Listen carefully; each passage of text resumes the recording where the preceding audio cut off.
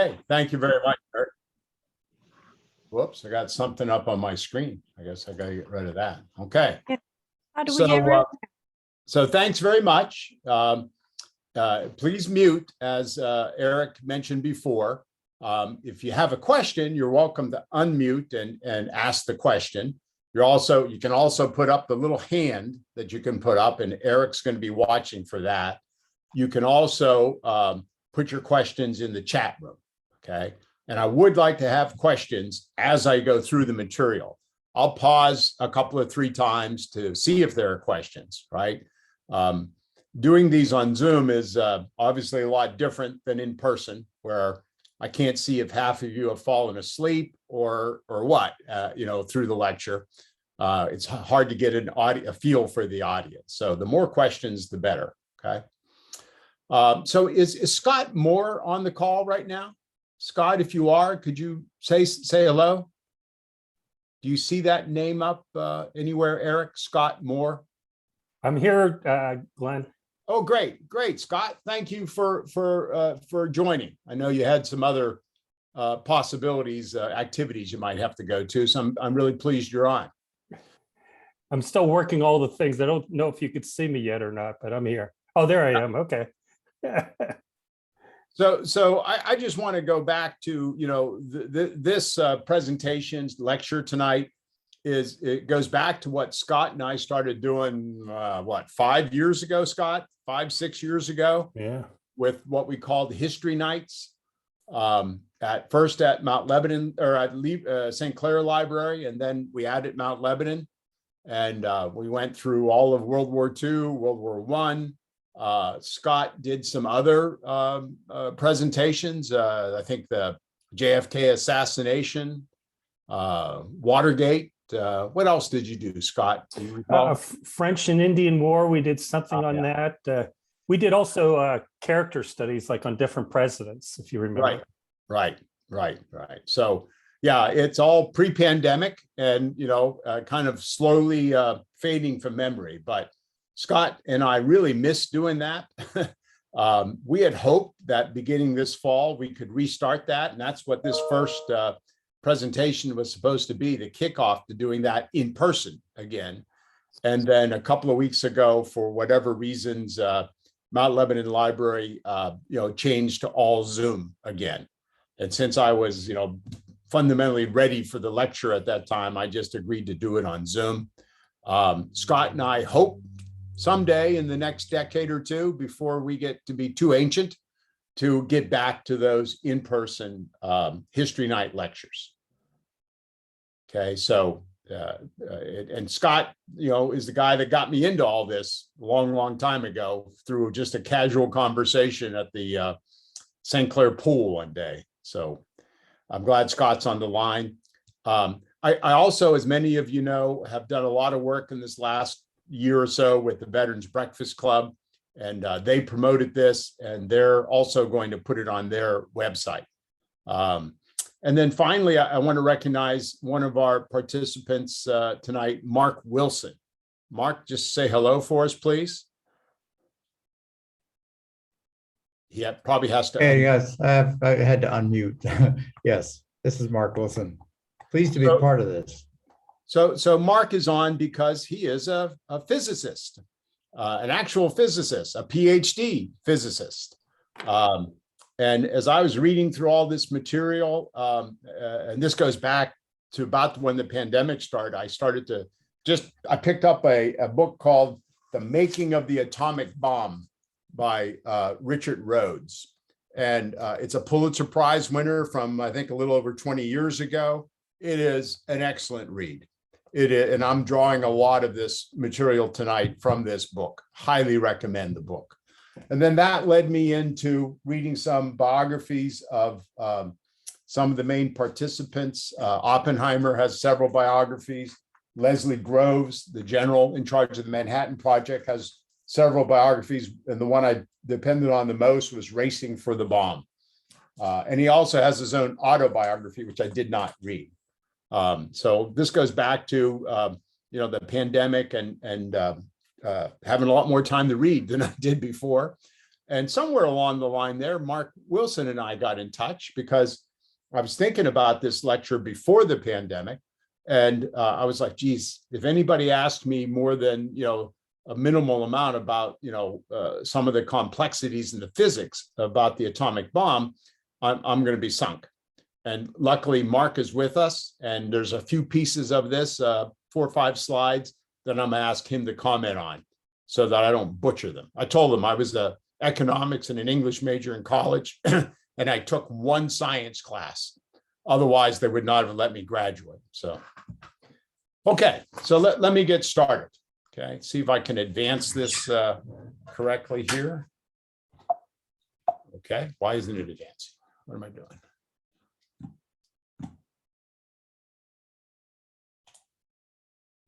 Okay, Eric, we should have tried this before we got on. There we go. Okay, now I got it. So I'm going to start with the end, right? This is the end result of where this story goes. This is the mushroom cloud over Hiroshima after the August 6, 1945 bombing. And what I want to try to do is tell you the story as to how we got here. Who were the key players? Who were the key men? And they were mostly almost all men, although there's a lot of women in this story too, who developed the technologies to get us here. How close was it in terms of being able to deliver this bomb right at the end of the war in order to end the war? And also at the very end of the war, what were the other alternatives? Were there other alternatives to end the war besides dropping the atomic bomb? The answer is yes, there were. And we'll examine those towards the end of the presentation. I'm going to start exactly where Richard Rhodes starts in his Pulitzer Prize winning book. Seems like a pretty good, if he did it, seems like a pretty good place for me. There's a lot of history in his book about, the development of the understanding of atomic energy and the atom and the nucleus of the atom and so forth. Can't go into all that. Don't have the time, don't have the expertise for me. I'm going to start this in 1932 with this man. This is a post-war picture of Leo Szilard, Hungarian Jew, theoretical physicist, well known in the European scientific circles, especially the physicist circles. He was a theoretical physicist, just like Einstein, which means these guys are so damn smart, they just visualize all this stuff. They're not doing experiments. They're just thinking about all this, right? And Rhodes starts his book with a moment in September 1932. Szilard is in England visiting some of the British scientists, of which there were many British nuclear scientists. And he's doing one, he's rather an eccentric guy, as a lot of these guys would be. He's walking around London and he steps off a curb in a fancy part of London. And as he steps off the curb and is walking to the other side with the walk light, he envisions a nuclear chain reaction. And it's the first time that anybody had thought of that possibility, right? He did it because he had been in discussions with these British scientists who had just developed the fact that there was a neutron. Okay, no one knew what a neutron was. And he began to realize that if you could split one neutron into 2, it would release a tremendous amount of energy. And that energy could be used for lots of industrial purposes, but it could also potentially be used to develop a bomb. So it really is in 1932, well before there's any actual experimental chain reaction, well before any of the developments we're going to be talking about there, that this man just envisions this, okay? Now, he didn't do it in a vacuum. He did it, in discussions with lots of other scientists focusing on this field, but he was the first man to come up with that thought, okay? So what happens from there? Well, for the next 7 years, there's a lot of research going on, mostly in Europe, mostly in Germany and Britain, okay? And of course, Hitler's coming to power. Hitler comes to power in 1933. Szilard, along with quite a few other physicists, of course, are worried about what's going to happen with the Nazi empire, right? They also see an awful lot of knowledge inside Germany about nuclear physics and what the Germans might do with it. And of course, the most famous scientist to have left Germany was Einstein. And this is him pictured with Szilard. This is a staged picture after the war, but this is him pictured with Szilard. Szilard bounces all over Europe. Finally, as the Nazis, begin to take over more Europe, he ends up in Great Britain, then he ends up in the United States. And he's in all these scientific circles with the American physicists as well. He becomes so worried, him and several others, that the Germans are going to develop this bomb, and they don't think the Americans understand what's going on, that he goes to Einstein and he takes him a letter that he would like Einstein to sign and send to FDR. Einstein edits the letter. There's actually kind of a short version and a long version, and there were a couple of other scientists involved in this. But this is in July of 1939, just as the war in Europe is about to happen, right? They wanted Einstein's name on it, obviously for his reputation and his ability to get the attention of FDR. But that was actually the hard question. How were they going to get the attention of the president? Doubtful that Szilard or even Einstein could just arrange an appointment with him, right? And obviously on September 1st, 1939, after the letter's written, but before it's delivered, the Germans invade Poland and the European war begins in 1939, which only further worries Szilard and the other scientists, because they recognize the evil of the Nazi empire and what they might do with knowledge of the atomic bomb. So during this time, they're trying to figure out how are they going to get this letter in front of FDR. They finally choose this man, Alexander, which I just realized I misspelled up there, Sachs, who was a Russian immigrant, an economist, a sociologist, a Wall Street executive, known to FDR. He had done some speech writing for FDR's administration on economic matters, on the New Deal. And they recruit Sachs to do this. Sachs hesitated at times, took him longer to get there. Perhaps the invasion of Poland by the Germans got him moving on this. And he finally arranges a meeting with FDR in October of 1939.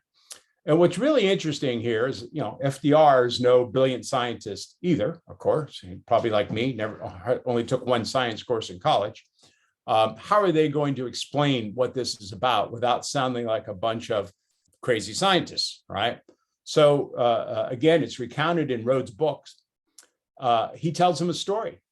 And the story is what's called the Napoleon story. He opens with this. And he says to FDR, when Napoleon was in power in the early 1800s in France, he was approached by an inventor. And this inventor, through a letter, but also through some meetings, tells him that, look, I can give you a fleet of ships that don't need sails. And these ships can run circles around the British wooden warships. And it can do it in any weather conditions, such that you could invade England with no problem whenever you want to. What's Napoleon's reaction? Crazy. That's not possible. That kind of, that you're a madman. Get out of my office. Go away. Which he does. So that inventor was Robert Fulton, the inventor of the steamboat. All right. So he tells that story to FDR as a way to communicate the importance of this to FDR. And FDR pretty much gets it, because at the end of it, of the meeting, he says, so you want us to do this research and catch up with the Germans so that they don't develop the atomic bomb first. And Szilard says, yeah, that's it. Exactly. Right. So FDR does move on it. Right. But unfortunately, this is where it ends up in the government bureaucracy in the warehouse. There's a picture out of Raiders of the Lost Ark, if you remember the great end to that, right?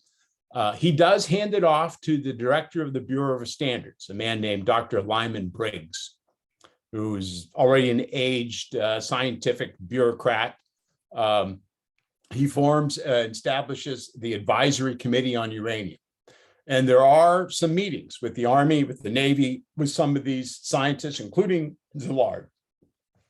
The meetings go nowhere because the scientists cannot convince the Army and Navy representatives there that this works, right? They're taking the same view that Napoleon took of Robert Fulton a century and a half before, right? So it just gets buried, right? They do establish a budget. This is the initial budget for the Manhattan Project, not called that at the time.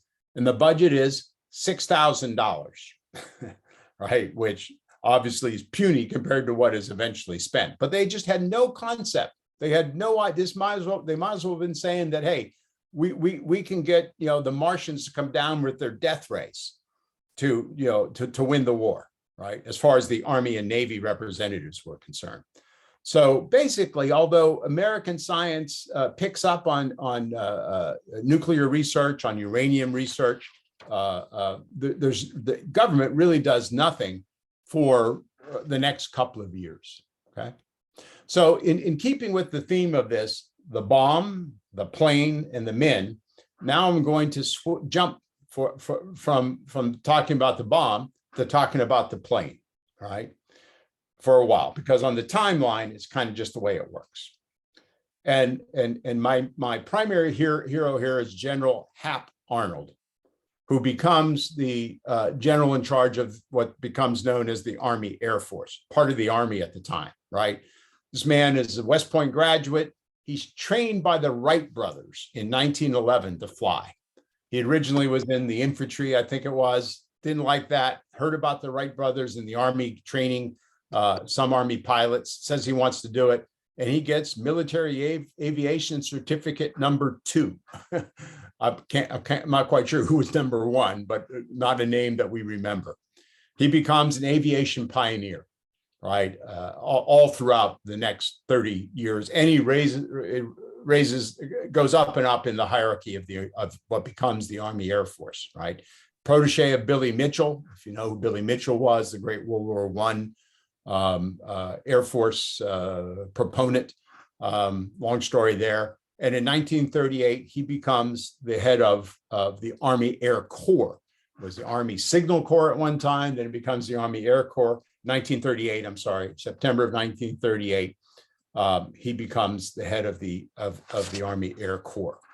Glenn, real quick, just in the chat, there was a comment from Donna that there is an original copy of the Einstein Letter in the National Archives in DC.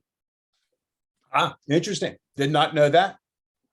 There were 2 letters drafted, the long and the short. I'm not sure which one it would be, right? Written really mostly by Szilard, but edited some by Einstein. Hey, Glenn, this is Ed. I've seen, it's not Donna, her name's on the screen, but that letter is in there. And the only thing I remember about that letter was he said potentially this bomb could blow up. One bomb could blow up a port. So they didn't even know how powerful this thing could be. That's right.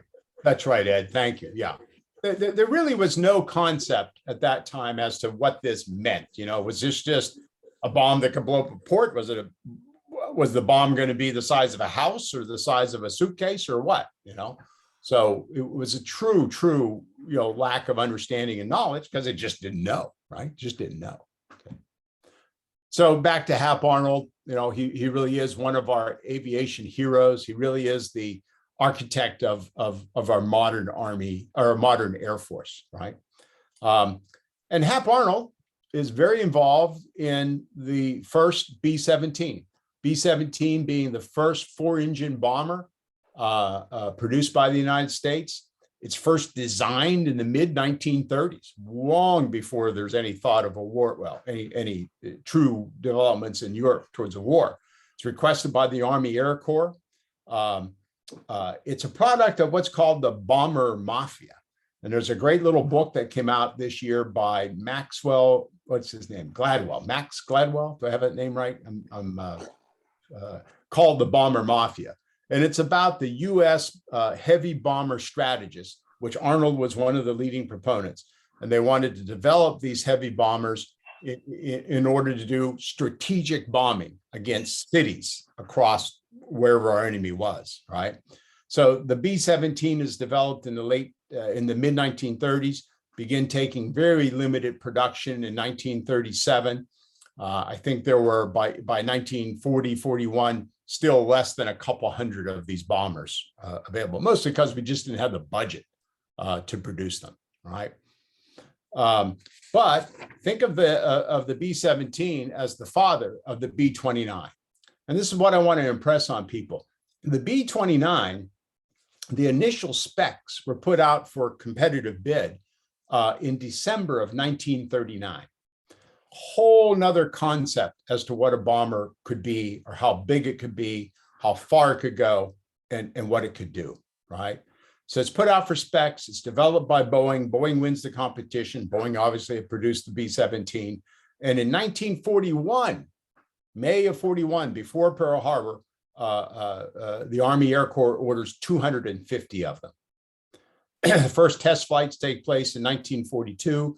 There's a tragic accident in September 42 with the second test flight, where the Army's leading test pilot dies along with some of the crew and people on the ground. And it almost scraps the whole B-29 project at that time, right? Hap Arnold comes in for a lot of criticism about this bomber over time. Because remember, the atomic bomb, as it's being developed, is totally secret. The B-29 is in the press, in front of congressional budget committees, military appropriation committees, et cetera, right? So this is another shot of one of the first B-29s. And the emphasis here is, at the time, this was just as if this was the Apollo moon rocket. This was state of the art. This was beyond the imagination of 99% of the world. Had a pressurized cabin, the first pressurized cabin, right? Had an analog computer on it that operated the fire control system such that only 2 men were needed to fire its half a dozen machine guns. Okay, so its design and its production were not out of the box. They were outside the box. They were incredibly highly technically difficult to do at the time, and we're going to get into some of the problems that come about. So now I'm going to jump again. I'm jumping between the bomb and the plane, okay? Now I'm jumping back to the bomb. So now it's 1941. The British have been very, very active.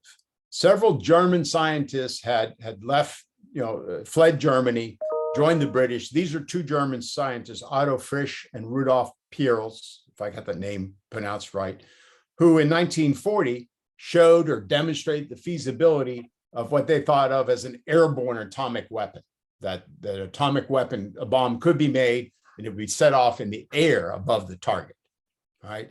Out of that, the British scientists formed what they call the MAUD Committee. And for a long time, nobody knew where MAUD came from. They thought it was an acronym for something. And it turned out to be the name of Niels Bohr's housemaid. When he communicated it to the British, he wanted to, disguise what it was. And Niels Bohr was the famous Danish physicist who contributed so much to the early development of nuclear theory, right? Out of that report in June 1941, the British formed then what is called tube alloys, right? Another sort of name that in order to keep secret what the British were trying to do, which was to do more research into a chain reaction and to develop their own atomic bomb, right? And the British had the knowledge, the British had the physicists and the capability to do this. What they don't have, that you'll see in a little bit, what the US had were the resources to do this in the middle of a world war. The US reaction is pretty much ho-hum to the MAUD report. Certainly the government reaction was, all right?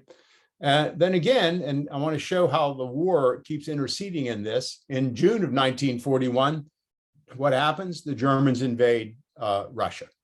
and the war takes on a whole new gigantic front to it, right? It forces a two-front war, and it just becomes more and more apparent, at least to FDR and his administration, that this is going to be very difficult to stay out of this war.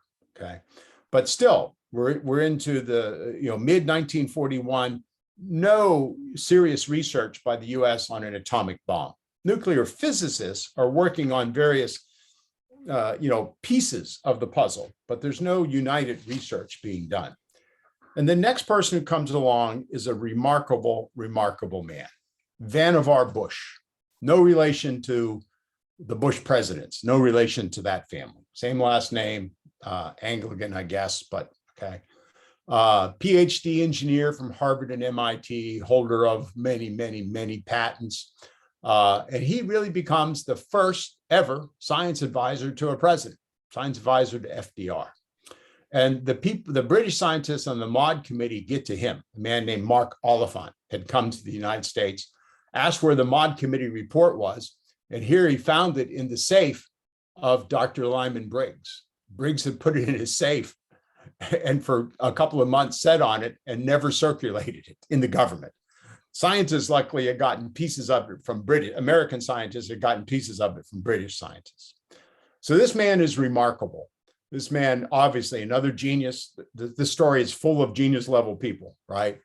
And he's appointed to this office. It's a couple of iterations of it, but becomes the Office of Scientific Research and Development in June of 1941. All science, military-related science projects are under this office. The proximity fuse, radar, et cetera, sonar, other things like that were under the direction of this man, right? And he sees the MAUD report, begins to realize that, yeah, an atomic bomb could be made in theory. And he goes to FDR, and they put the atomic bomb research, the uranium research, as they called it, under his control. He forms a new committee. He brings in Stimson, the Secretary of War, Marshall, the Army Commander-in-Chief, and a few other scientists, and they begin to get serious about what the U.S. should do, okay? So here it is, almost 2 years since the Einstein Letter. Really not much had happened, but things now begin to happen slowly, still slowly. December of 1941 comes along. We get into the war, obviously. We're still not moving real fast, okay? One of the things that happens in the first part of 1942 is that the Army Corps of Engineers office in Manhattan is designated as the central focus for research on the atomic bomb. Why Manhattan? Because the University of Columbia had a lot of physicists and a lot of nuclear research activity going on there, okay? So that was the genesis of why it became known as the Manhattan Project, which it was not yet. So we sort of, now we're in at least slow motion about developing an atomic bomb. And it only really picks up with this man, and I'm going to spend some time on this man, General Leslie Groves, fourth in his class at West Point, an Army brat, sort of like me, only at a higher level, joins the Army Corps of Engineers. He's did an incredible amount of construction. He was a construction genius, not maybe an overall genius, but a construction genius, right? And finally, in September of 1942, he's placed in charge of the Manhattan Project by a General Somervell, who was the head of the Army Services Forces, who reported to Marshall. In effect, though, as the Manhattan Project takes off, this man reports almost directly to the Secretary of War, Stimson, and to Marshall, with Somervell involved as well, okay? Some of the descriptions of this man: driven, energetic, forceful, intelligent, takes initiative, good judgment, large capacity for work, very resourceful for meeting challenges. On the other hand, humility was foreign to him. Too stern of a taskmaster, definitely not a diplomat. Those words come right out of his Army efficiency reports over the couple of decades before the Manhattan Project, okay? And out of his biography, there's a couple of paragraphs I actually want to read to you very quickly. All right. Groves always projected an optimistic attitude, which inspired others. Morale could only be sustained if everyone thought that the thing could be done. If Groves showed any doubt, hesitation, or fear, it might infect others and undermine the project. Groves normally set completion dates that he was sure his subordinates could not meet. Keep the bar high and people will work hard to jump over it, he says. Success is not a matter of luck, but the result of mental and physical capacity, of endeavor, of determination, and in large measure of competent management. Man, for an executive coach like me, this is like, reading the Bible, right? This man was incredibly forceful, incredibly capable. And without him, I really don't think, and you'll see as the story unfolds, the atomic bomb would have been developed on time, by the summer of 1945. Here's another quote I'll read to you. This comes from one of his chief lieutenants, a Major Nichols. This is post-war. He says, first, General Groves is the biggest SOB I ever worked for. He is most demanding. He is most critical. He's always a driver, never a praiser.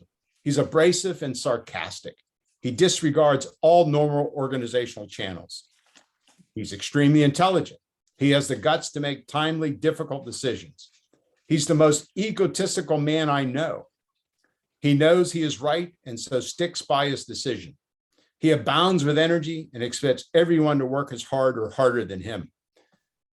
If I had to do my part of the atomic bomb project over again and had the privilege of picking my boss, I'd pick General Groves.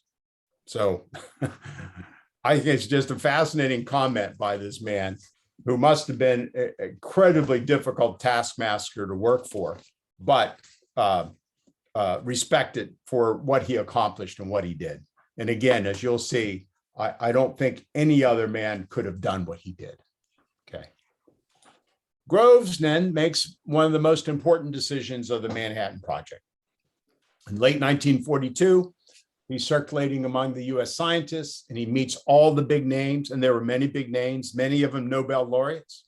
And he gets to know Robert Oppenheimer, Harvard-Cambridge trained physicist, teaching at the University of California. He's another theoretical physicist, but he's beginning to get more into experimental physics at the time.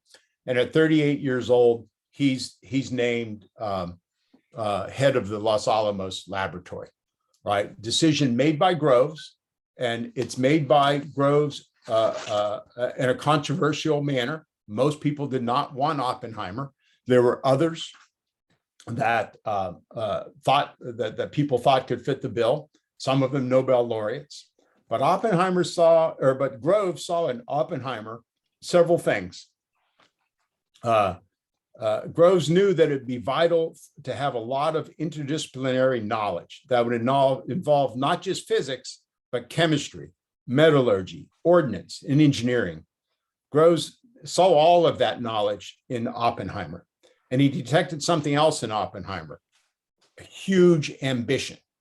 And he thought that ambition to make his name, an ambition to become a Nobel laureate, what could drive Oppenheimer to be successful and be able to herd this several hundred, prima donnas, if you don't mind me saying it that way. Apologies to Mark, but a lot of, very high level physicists and scientists of other types. All right. So the choice of Oppenheimer, I believe, is genius. Okay. And this is a picture of the two of them. Right. You can see General Groves was not exactly svelte, whereas Oppenheimer was 6'1", never weighed more than 125 pounds in his life. Was a very delicate sort of looking man and had a delicate chemistry about him, if you will. Also, I don't think I mentioned it, he was very left leaning. I mean, that was another reason that the intelligence officers did not want him, because he had too many connections to too many people who had been members of the Communist Party and other associated parties. But Groves passed all that up and said, no, this is the man that can build the bomb for us. So it turned out to be an ingenious pick. Meanwhile, in Europe, we have to keep in mind what's going on in Europe. We're worried that the Germans are building the atomic bomb. This is the Norsk hydro plant in southern Norway, right? This is where, as a byproduct, they made heavy water. Heavy water is Mark, I might need your help here. Heavy water could act as a moderator in nuclear piles, right? In a nuclear reaction, the neutrons which trigger subsequent nuclear reactions are sometimes too energetic. You need to hit a sweet spot so that they will collide and cause the reaction to proceed. So you need to have some sort of moderator. And it was believed that heavy water was a good way to do that. The Germans did believe that most fervently, but it caused us to go to great lengths to blow up the heavy water production, which was energy intensive and done in Norway. Yeah. And this is the subject of 2 or 3 great movies, right? The British commandos try to blow it up, they fail. Finally, Norwegian resistance fighters do blow it up. The plant comes back online. And then there's another movie, I think it's a separate movie, where the Norwegian resistance fighters sink a rail ferry on a lake in Norway where they're transporting the heavy water. And that was the end of heavy water for the Germans. We never embraced that technology. We, the United States, went in other directions in terms of moderation. That's correct. We use graphite, basically. There we go. Does the job. And in fact, that Mark jumps right into this picture. So this is December 2nd, 1942, in a handball court under the stands at the University of Chicago football field, where Enrico Fermi and a group of other scientists built the first nuclear pile. And when I read this and saw the pictures, this is obviously a drawing rendition of it. I thought, wow, now I know why they call it a pile. It's just a pile. It's a pile of graphite bricks. But Mark, elaborate what we're on what we're seeing there for us. Also, real quick, just in the chat, Trey points out that a nuclear pile is an old name for a reactor. That's correct. Yes. Correct.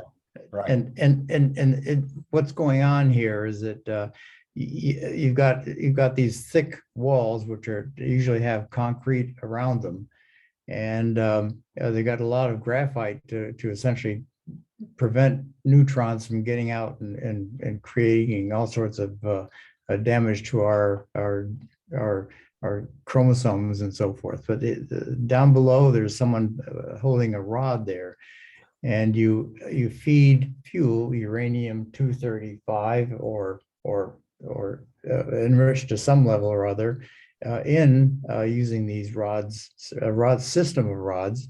And you also can control the moderation of the energy level of the neutrons by having rods in which you're putting through graphite, putting more graphite in to the core, which you can't see here. Yeah. So the emphasis on this is that this is December of 1942 before an actual chain reaction is achieved by an Italian physicist who had immigrated to the United States, obviously fleeing, in this case, Mussolini. And that's one of the common things here. One of the reasons we beat the Germans to the punch by a long ways is that all the German, mostly Jewish, European Jewish physicists fled Nazi Germany for obvious reasons. Okay, so I'm going to try to pick up the pace of my story here a little bit. So Los Alamos is chosen by Groves and Oppenheimer in late 42. Construction begins. It used to be the Los Alamos Boys School, huge site, maybe 40, 50 miles outside of Santa Fe, out in the middle of nowhere. It's this huge canyon, and actually on top of that is where they build the place.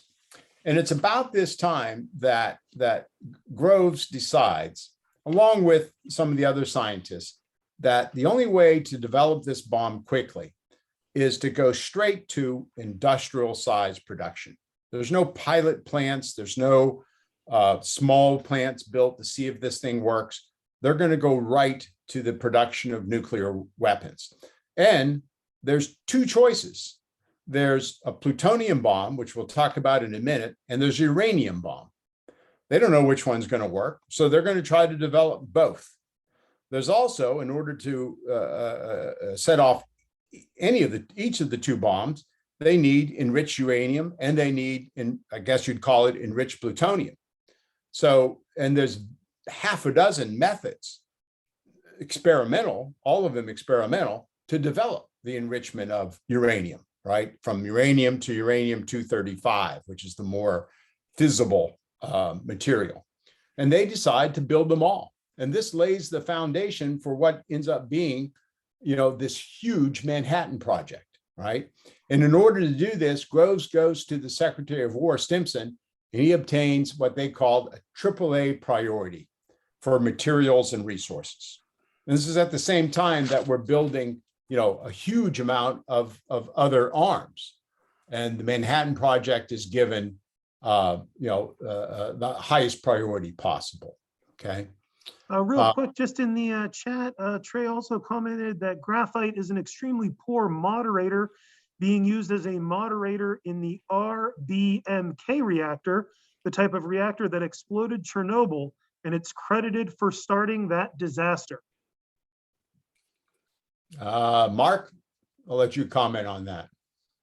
Yeah, saying graphite is they add, as I recall, barium to the graphite to make it a more effective moderator. So I'm kind of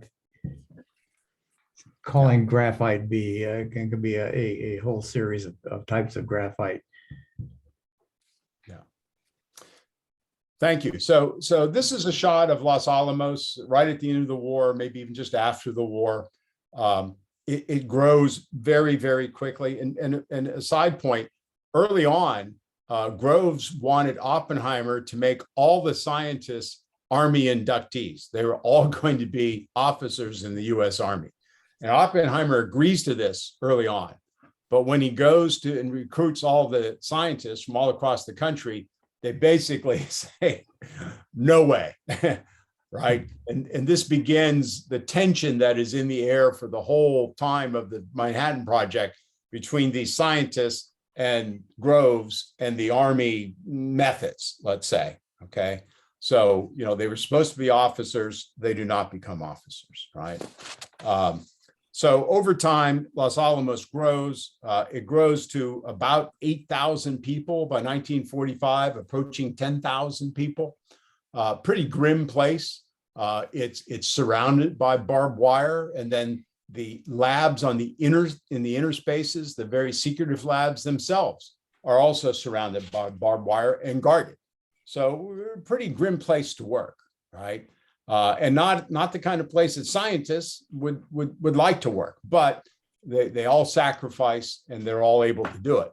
And besides US scientists, British scientists come over and other European scientists, which eventually does become a problem in terms of secrecy.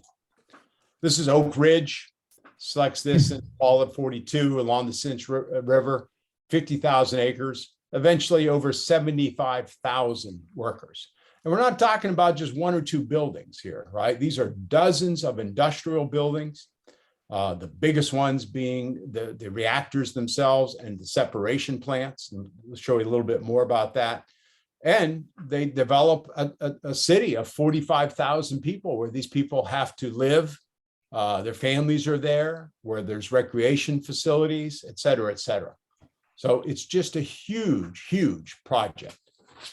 The Caltrons were the mechanisms used to separate uranium into uranium-238 and 235, right?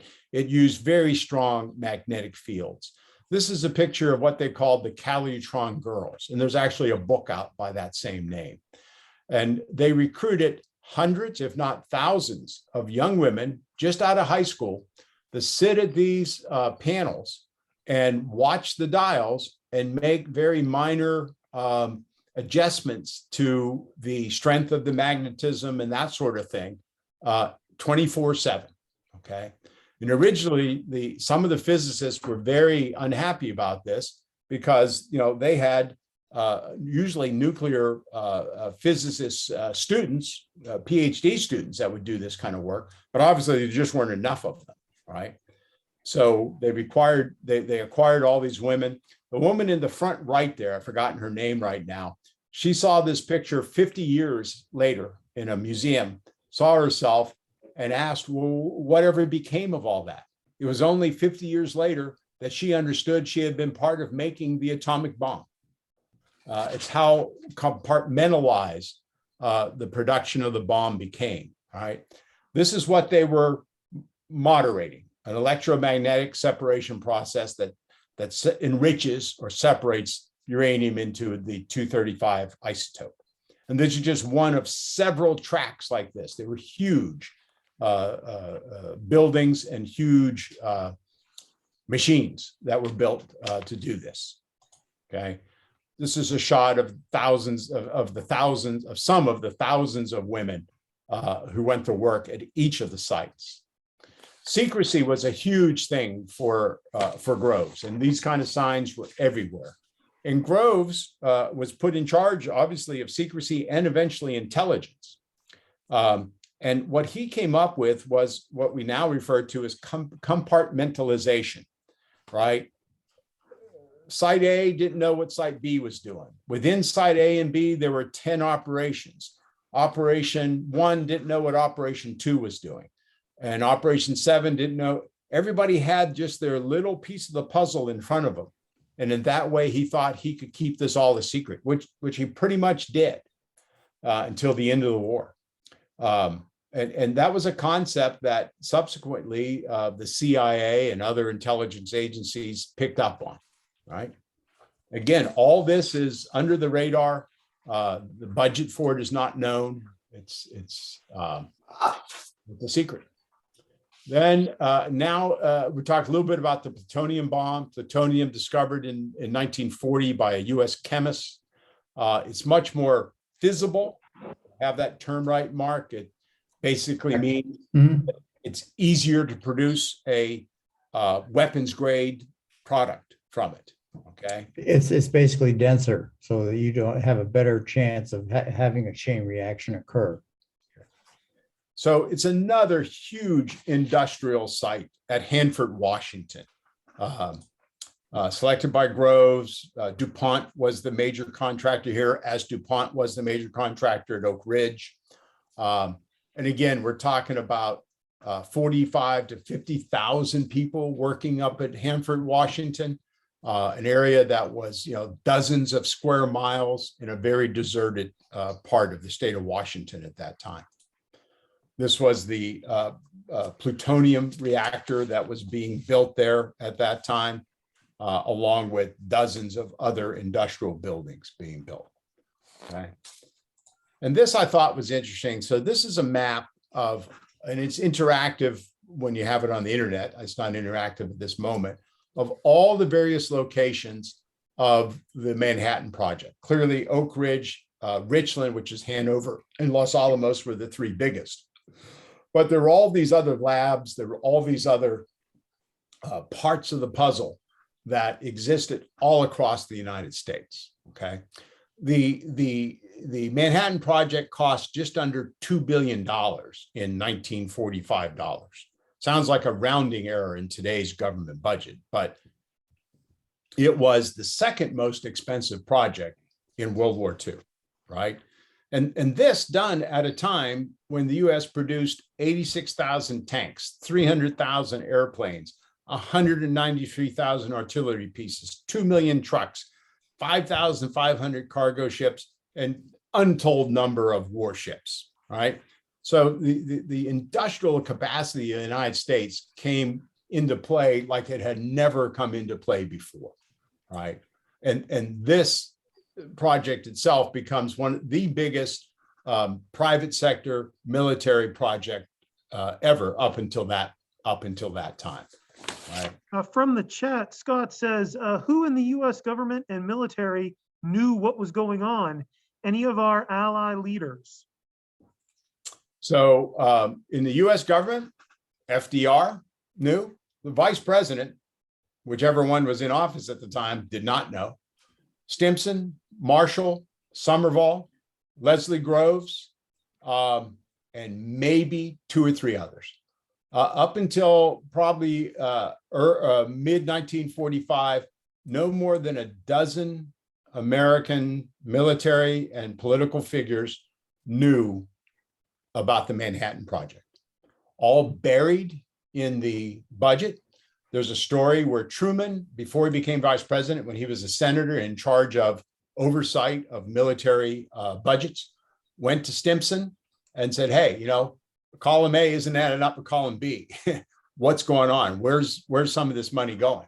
And Stimson takes him aside and says, trust me, this money is going into a project of great national security. I'm not sure he used that phrase, that we use all the time now, but of great national military importance.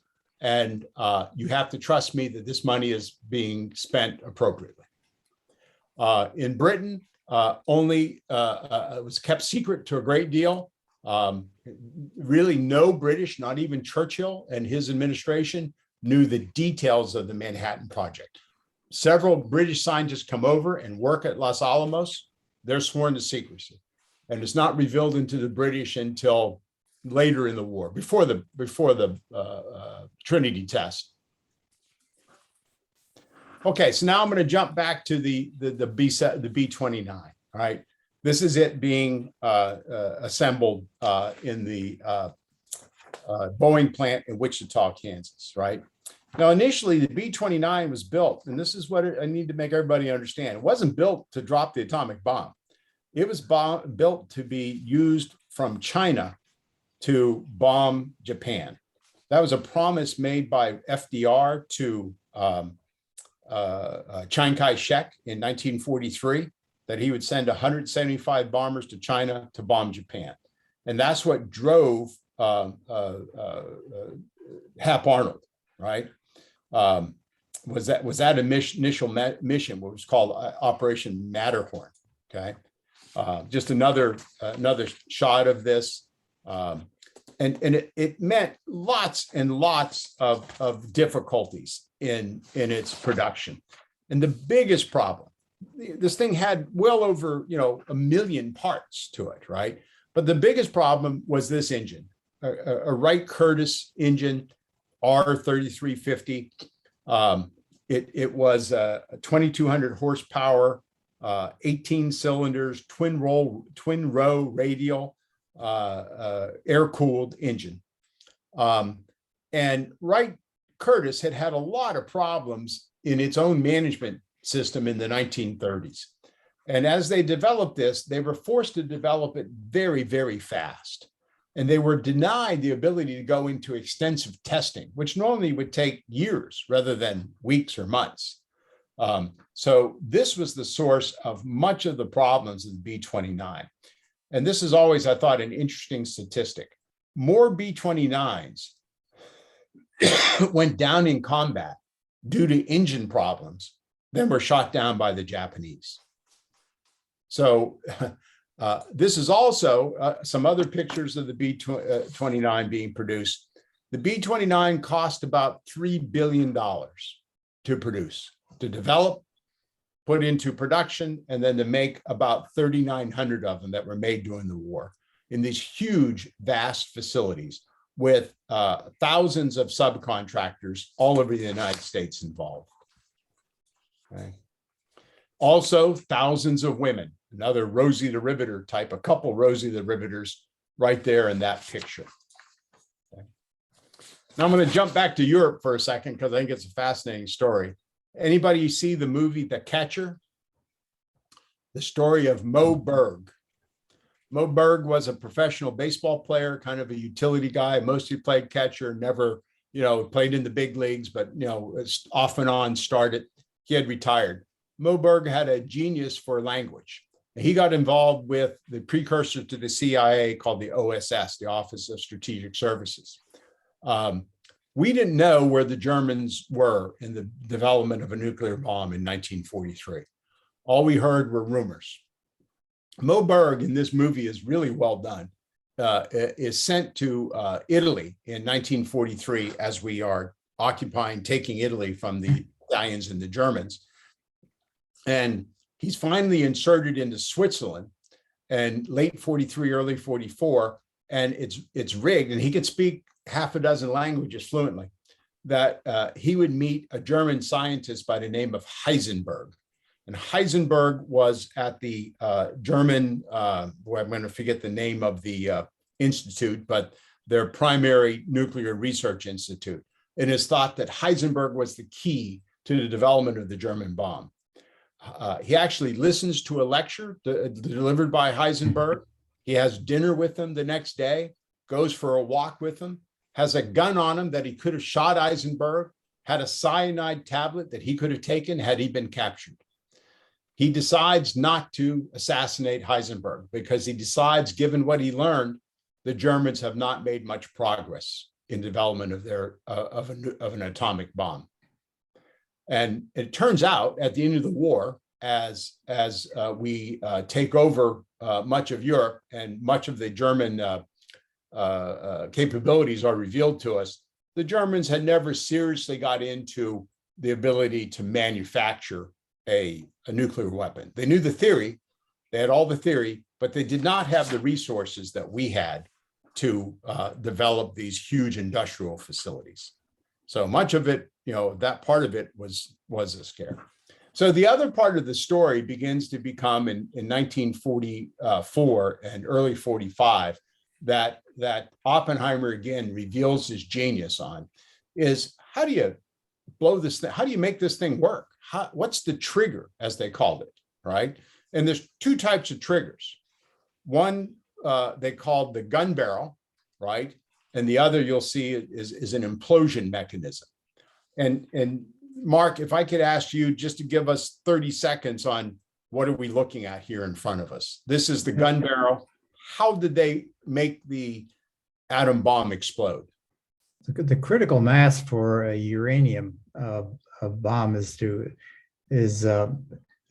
smaller than for a plutonium bomb, at least to the enrichment capability we had at the time.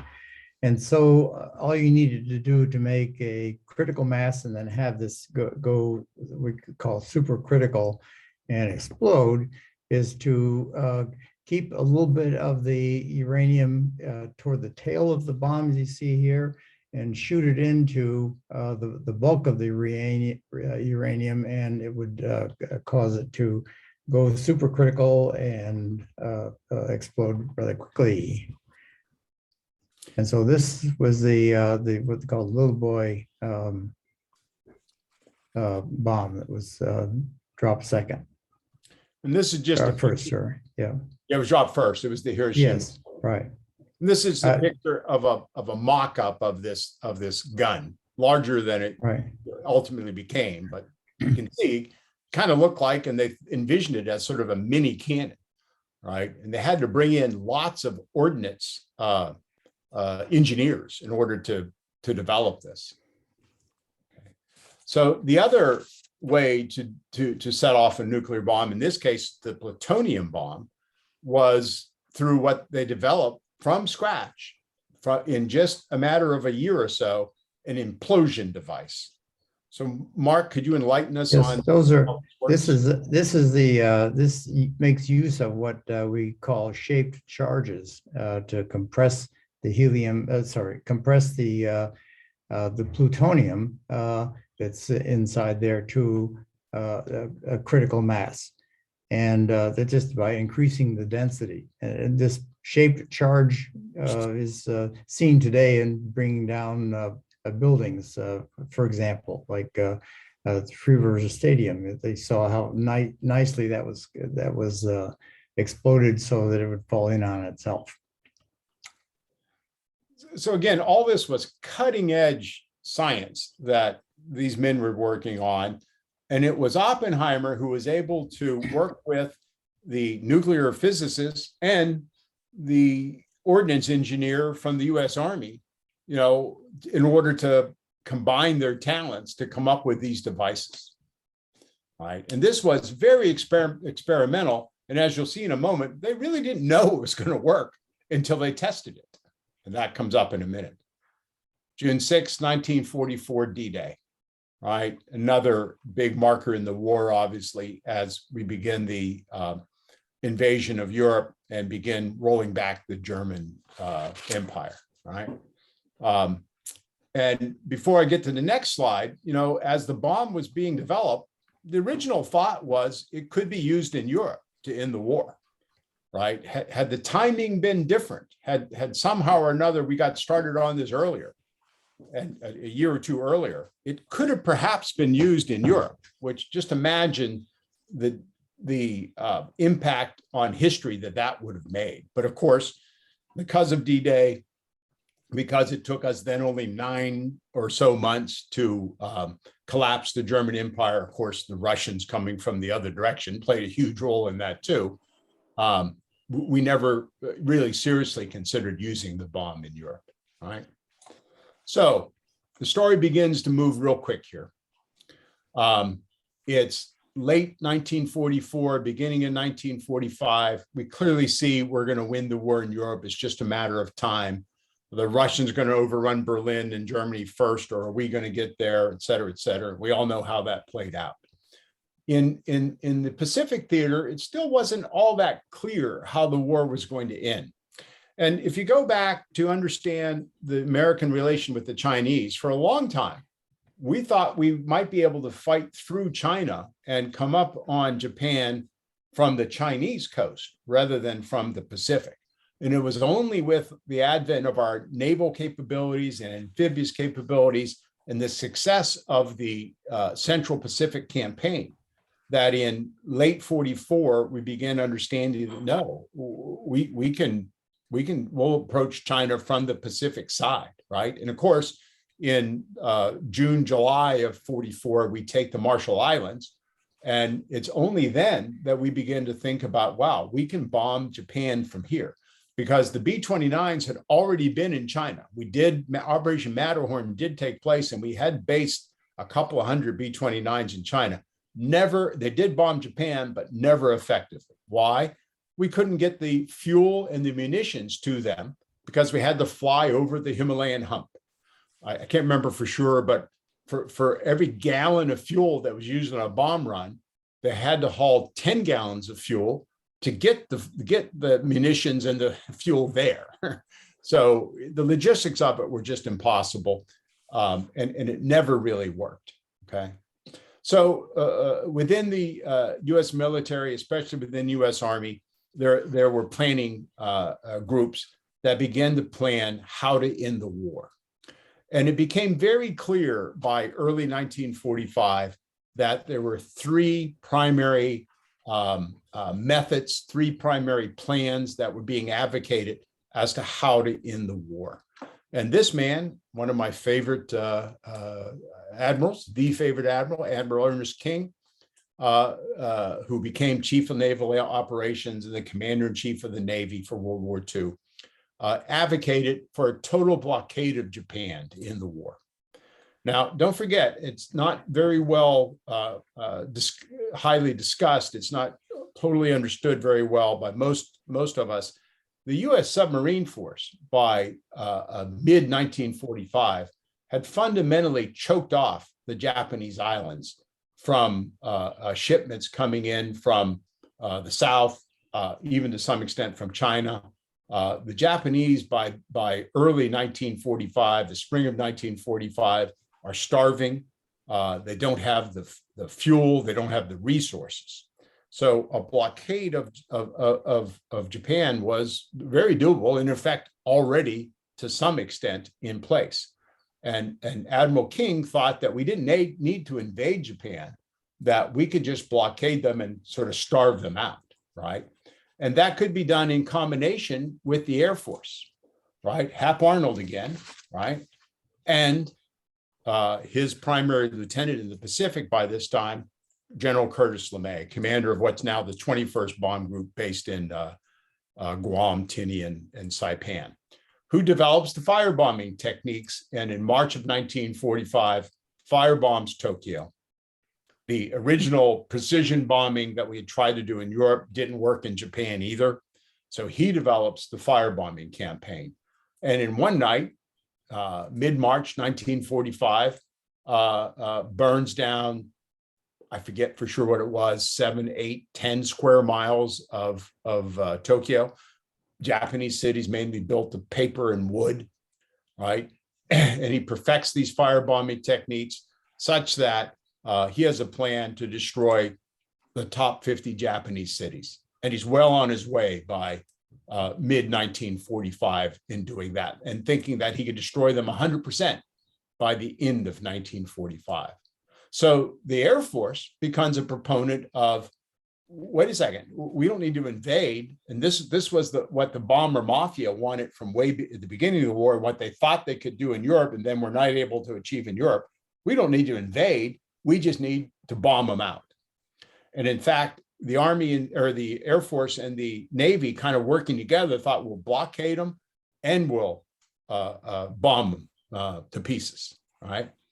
And 100,000 killed in Tokyo in one night. Maybe it was 75 or 80,000, yet there's lots of estimates. Hundreds of thousands of more killed in the other Japanese cities between March and August of 1945 through the firebombing campaign. And the 8th Air Force is being redeployed from Europe to Okinawa and eventually to the southern Japanese islands if we were to invade them, and they were going to contribute as well in a conventional sense, okay?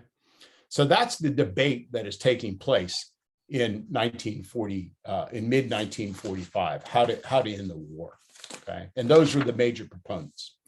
The Army, led by General Marshall, leader of the Joint Chiefs of Staff, really advocates for the actual physical invasion of Japan. They felt that all the other alternatives would take too long, and by taking too long, more people would die, and that the most effective way to end the war was to actually invade Japan. Okay, and their view prevailed. Okay, we actually didn't invade Japan, but you'll see the rest of the story here. Okay, of course, other events occur. FDR dies in April 1945. The important point here is that Truman becomes president, and Truman knew nothing about the atomic bomb. He's approached on the day FDR dies, somebody, I think it was Stimson, says, I need to talk to you about the Manhattan Project. He has no idea what it is. It's only a few days later that he's informed of what the Manhattan Project is and how it could end the war. VE Day occurs on May 8th, 1945, and the focus becomes what's happening to end the war in Japan. And the debate at that time had not yet been settled, right? Partly because would we use the bomb or not? Plans were being made to use the bomb, but we didn't know if it would work, right? A lot of the Army brass thought that, well, if we're going to drop the bomb, let's warn the Japanese, let's drop it on some isolated island and show them the power of the bomb without, killing thousands of people. Of course, the concern there was, well, what if we tell them we're going to drop the bomb? We drop the bomb and it's a big dud. Or what if it's only, a small explosion? So it's finally determined that, we need to test this thing and make sure it works. And this is the famous picture, Trinity, July 16th, 1945, for the first detonation of a nuclear weapon. And this is the plutonium bomb triggered by the implosion device. And they chose to test the implosion device because they thought it was they wanted to test that to make sure it actually worked. They were pretty certain the gun device would work because it was pretty simple in their minds, in their terms. The plutonium implosion device had a higher degree of probability it might not work. So on the night of July 16th, 45, it set off. if you read some of the accounts from the scientists, it's just blood curdling listening to their accounts. A couple of scientists, a couple of very well-known scientists were making side bets as to when it exploded, would the sky catch on fire and set off a chain reaction over the skies of New Mexico. They didn't know. They didn't know how big this would be. They didn't know what the explosive power would be for sure, okay? At the same time that this test is going on, the Potsdam Conference is occurring in July of 1945, just outside of Berlin. Churchill, Truman, and Stalin. This is taken on the first part of the conference when Churchill is still prime minister. They adjourn and they have the second part of the conference, and the new British prime minister, Anthony Bevan, do I have that name right? I think I do, joins them rather than Churchill. Churchill is turned out of office. Truman is bubbling with anticipation. He gets word that the Trinity test worked while he's at the conference. He goes around the table towards the end of a meeting and he whispers to Stalin through an interpreter, giving him an indication that we have this incredibly powerful nuclear device. Stalin says nothing, has a poker face, doesn't reveal that in fact, Stalin already knew about the Manhattan Project. Stalin already knew that we were developing this atomic bomb, right? Some of the scientists, a couple of famous scientists, one of the British scientists had been leaking information to the Russians. So there was this huge security breach, even at the outset of the nuclear age, right? So, and also a key development at the Potsdam Conference is the Russians agree to come into the war against Japan.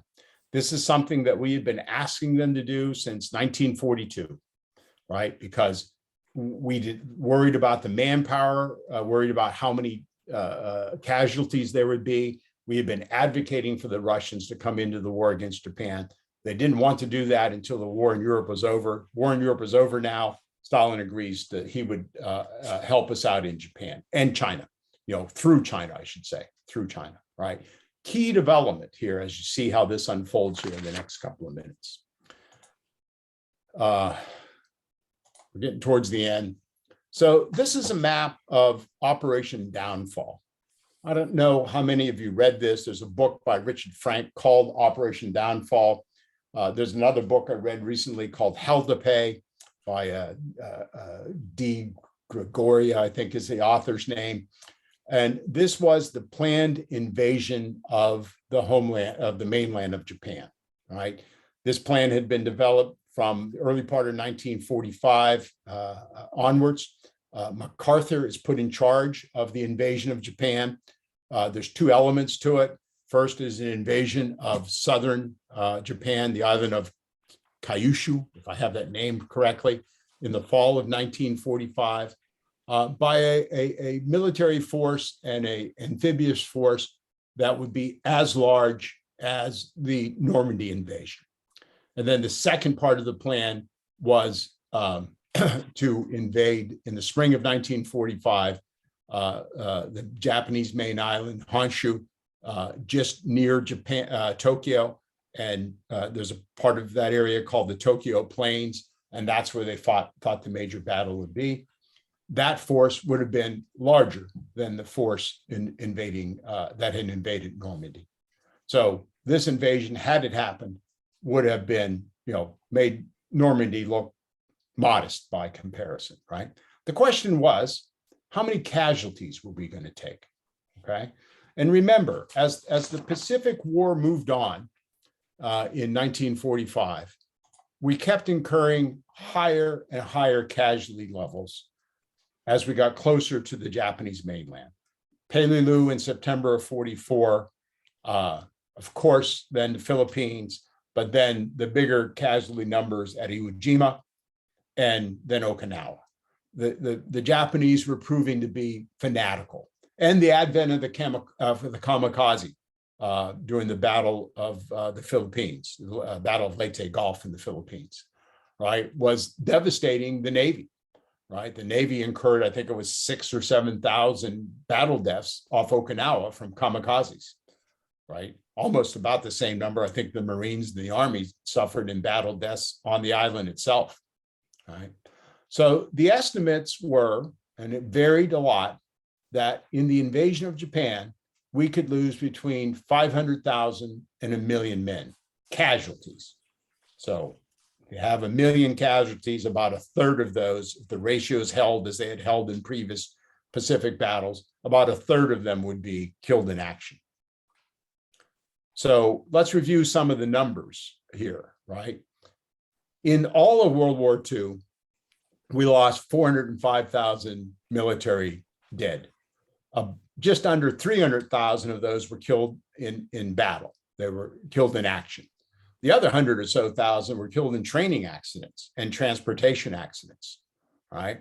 So 300,000 or so killed in action, a little under 1 million casualties in total throughout the whole war.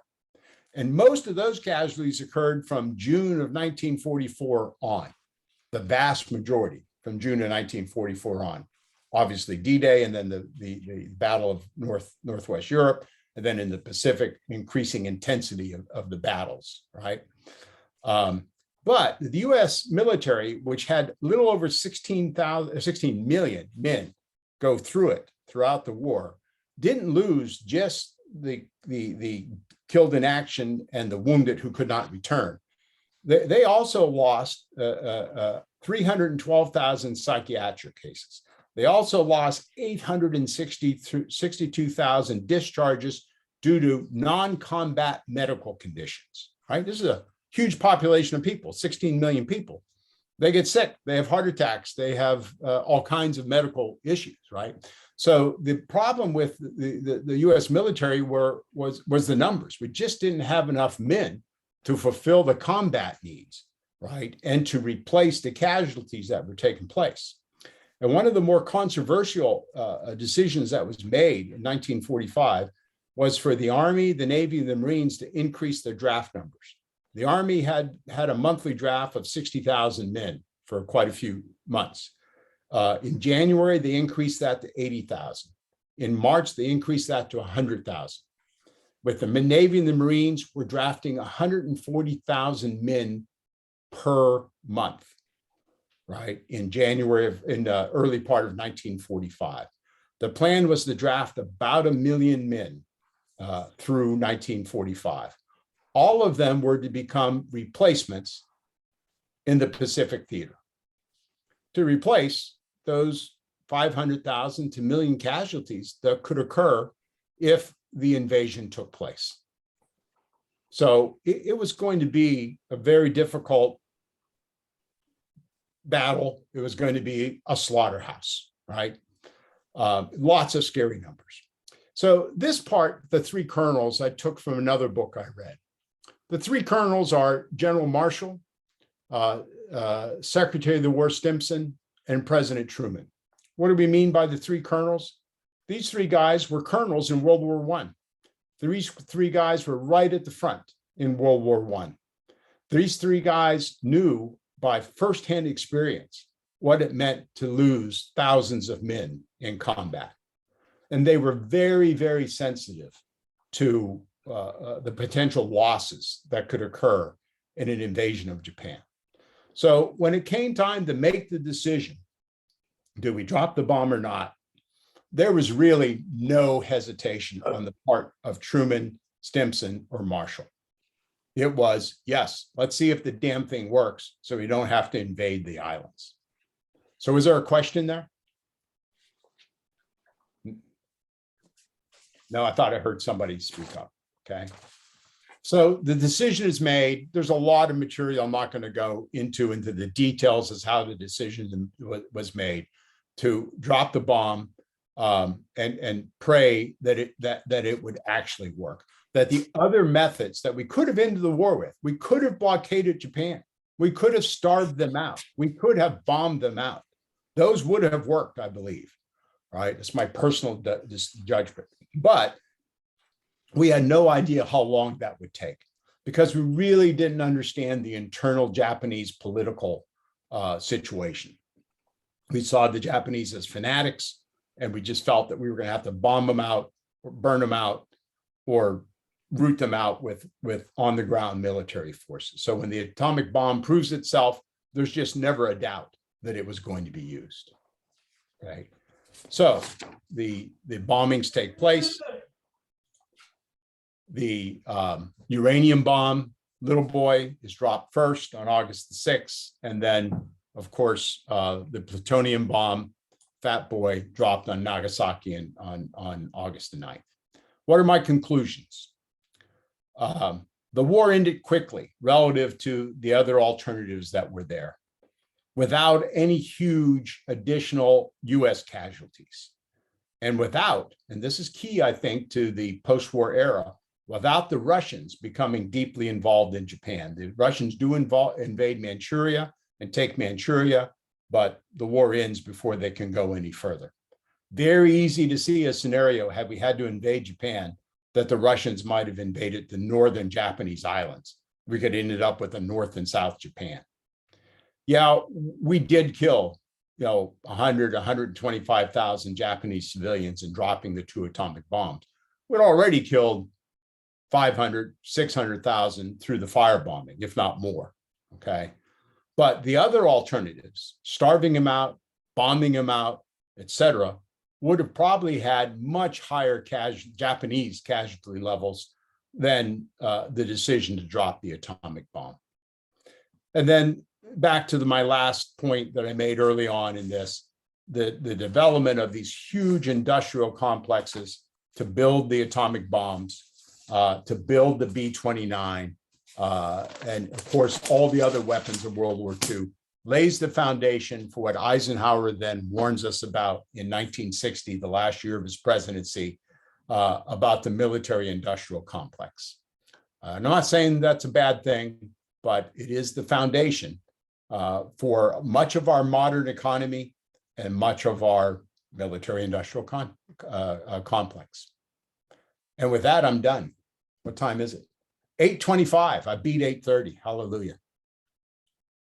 Comments, questions, debate. Anybody think we should not have dropped the atomic bomb?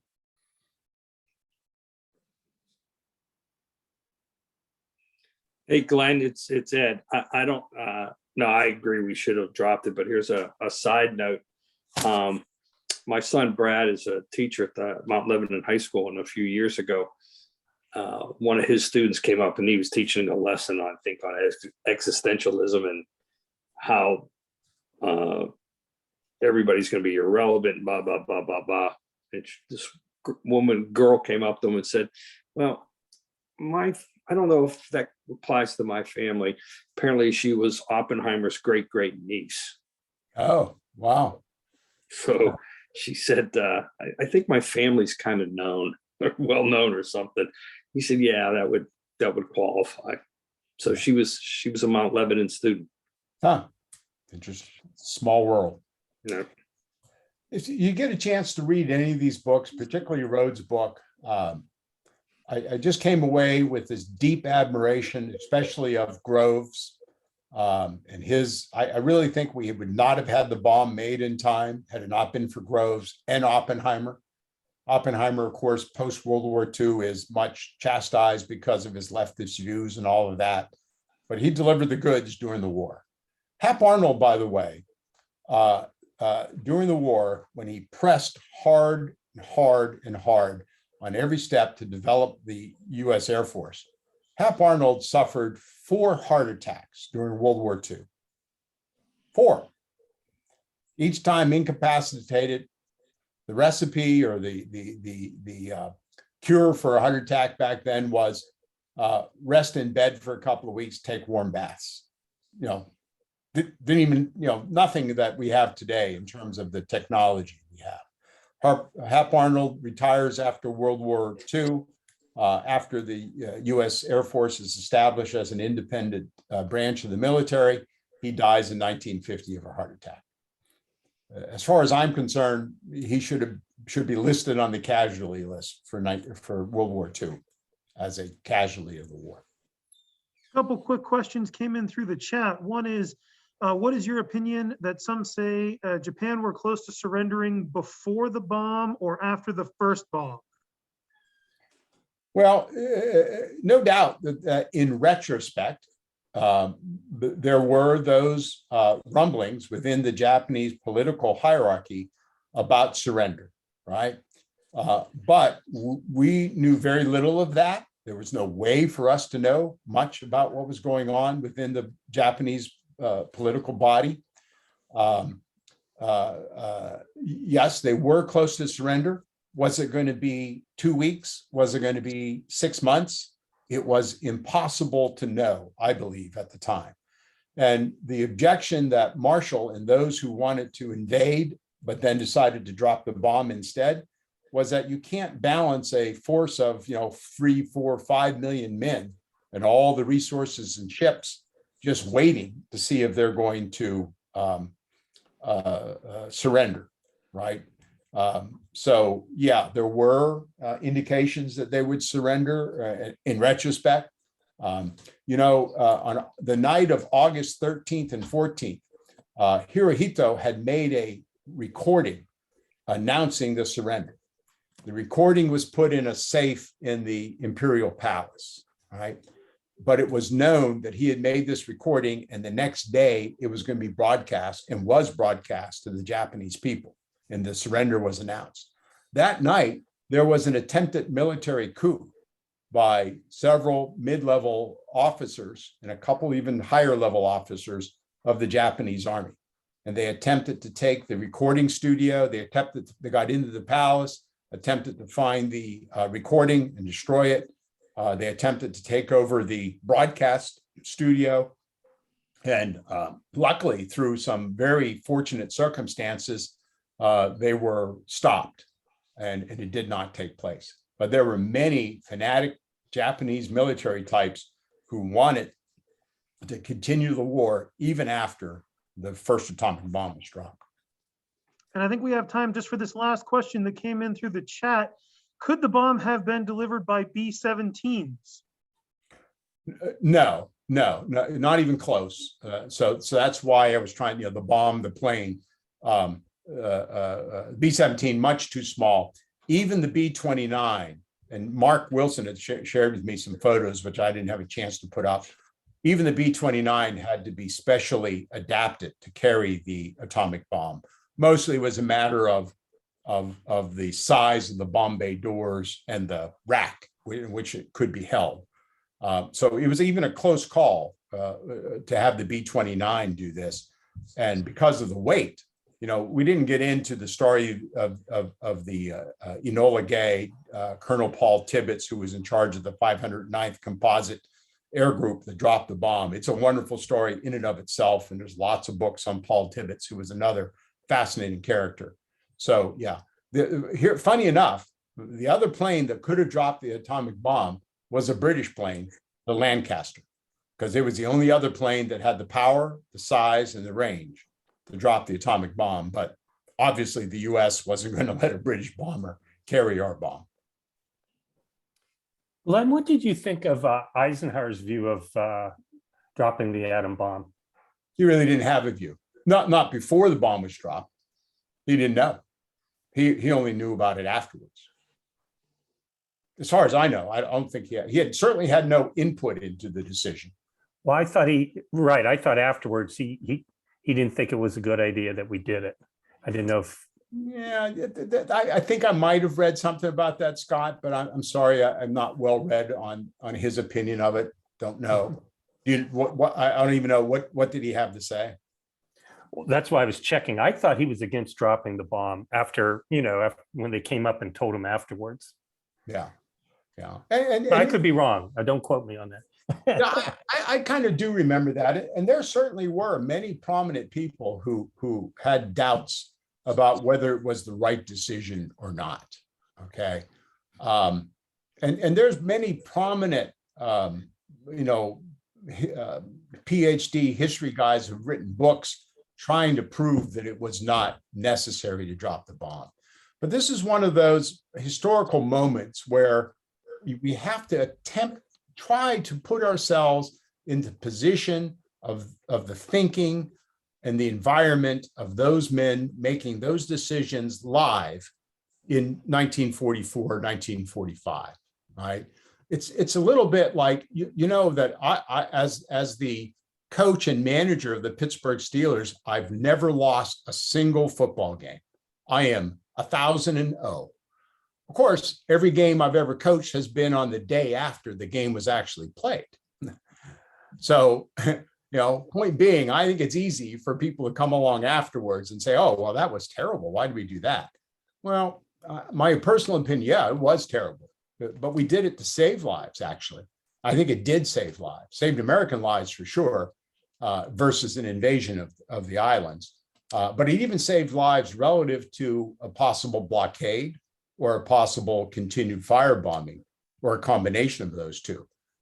Because hundreds, probably another 1 million or more Japanese would have died in that process. And we are actually a little bit over time. I wanted to thank everyone for coming out tonight, and thank you, Glenn, for this fantastic presentation. Thank you all so much. Keep your eyes open on our event calendar for some more programs such as this and some more history programs. We do thank you all very much, and thanks, Glenn. Everyone, have a great night. Thank you all. Have a great evening. Thanks, Glenn. Yeah. Thanks, Glenn.